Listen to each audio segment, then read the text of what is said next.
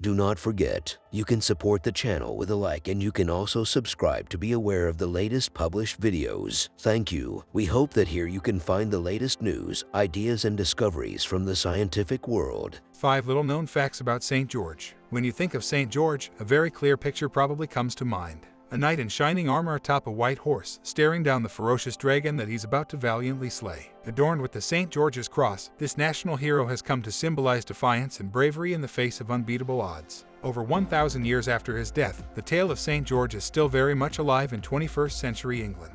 But who was this brave warrior, and why do we celebrate St. George's Day over a millennium after his death? Here are 5 facts about St. George that you might not have known. 1. He and English. While there might not be anything more English than flying the St. George's cross, the truth is that St. George wasn't English. In fact, it's more than likely that he never even set foot in Britain during his lifetime. Born in Cappadocia in 270 AD, we know next to nothing about his early life, but it's believed that he died in Lydda. 2. He and a knight. Despite what the artwork on the board outside your local pub shows, St. George wasn't a knight in shining armor. A high-ranking officer of the Roman armies, St. George would not have worn the plate armor or wielded the heraldic shield that we associate with him today. Instead, St. George would have looked a lot closer to a Roman centurion. 3. He didn't slay a dragon. According to the legend passed down for centuries, the town of Selene was being held hostage by a dragon that had a taste for humans. Upon hearing of their plight, St. George rode into the town and slayed the dragon in a fierce battle. Unsurprisingly, though, there wasn't really a dragon. The reality is that St. George refused to denounce his Christian faith, even after he was arrested and tortured.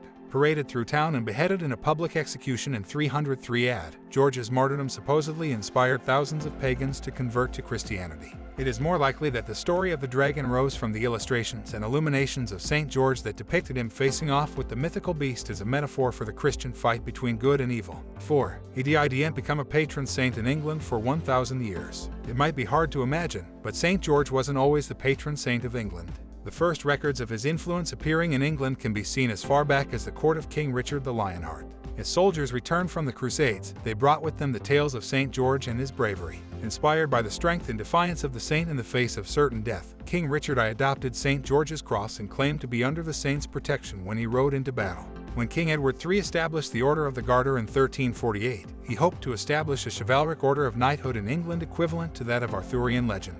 Wanting a patron saint that reflected the English values of bravery, honor, and chivalry, King Edward chose St. George. 5. He is not just the patron saint of England. St. George is one of the 14 Holy Helpers, a collection of saints that people turn to during times of hardship and strife. Invoking the power of St. George was said to protect you from illnesses and diseases like leprosy or the plague. As well as the power to stave off sickness, many soldiers and knights would turn to St. George for protection on the battlefield. He is said to have provided protection for soldiers and was even reported to have appeared on battlefields as recently as the First World War. Other countries that have claimed George as their patron saint include Ethiopia, Georgia, and Portugal. He's also the patron saint of farmers and field hands, shepherds, archers and armorers, equestrians, lepers, and chivalry.